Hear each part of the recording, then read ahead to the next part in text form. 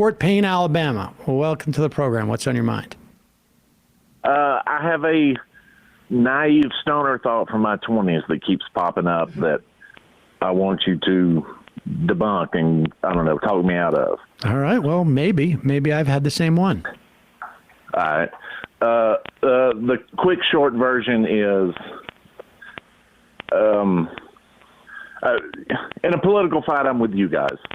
Why not advocate y'all and all the other different political groups who we want to advocate for, except every incumbent out of office? I mean, across the board. Why can't we all just agree on that and then advocate our points from there? Wait, say that again. I didn't quite follow what you said. Every income out of office? Incumbent out of office. Oh, why can't we vote every incumbent out of office? And then each political group agree on that, but then advocate our own, views and replacements from there. I mean, what? It seems like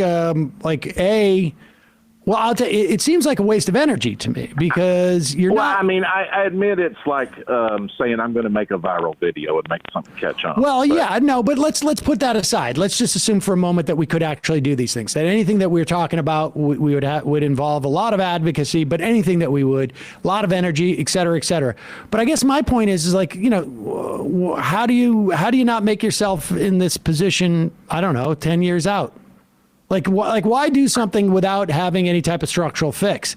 I would much prefer less money, and then incumbents would become more vulnerable in some respects, because the next round of incumbents are going to be just as problematic, broadly speaking, as the last round of incumbents.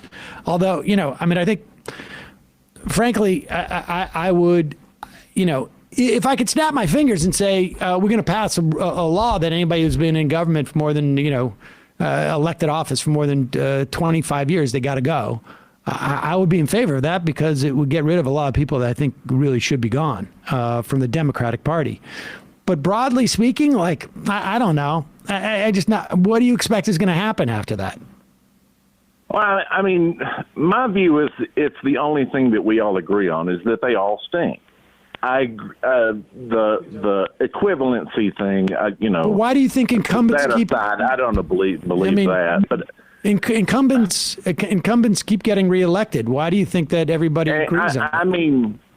I mean, like a viral campaign that everything from dog catcher to president, that we vote everybody out. But the problem is across the board. The problem is people don't. It's the only thing that everybody agrees with. But they don't, though. That's where you're wrong. People generally agree that Congress people suck, but they often like their own congressperson enough to vote for them again. And so I think that's why incumbency has a strong effect.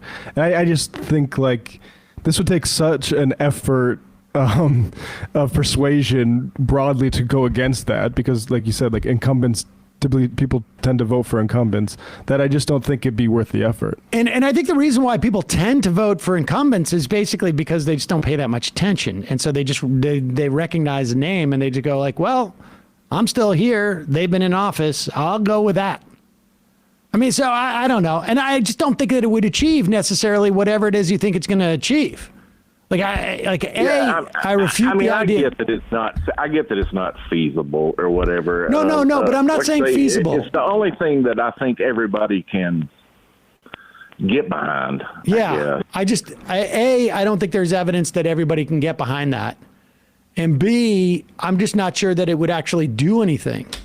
And here's the other thing. You don't need something that everybody's going to get behind. This is the reality of living in a society where everybody doesn't agree on everything. You don't need everybody. You just need the majority. And I mean, and if you're a Republican, you don't even necessarily need the majority. I mean, in terms of the way that things have actually functioned. But broadly speaking, you don't need the majority. You're a congressperson if you win 51% of the vote. Well, sometimes you can win. You just need to win the plurality, actually, in some states. So it's, you don't need everybody. And so, it better go back, tell your 20-something-year-old self, A, like, just remember you're a little bit high, and then B, that, like, to affect the change that I want, I don't need everybody.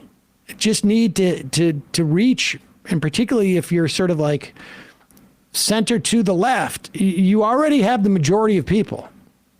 Maybe not so much in your district, maybe not in your state, but broadly speaking, you have the majority of people. You just need to motivate them to vote.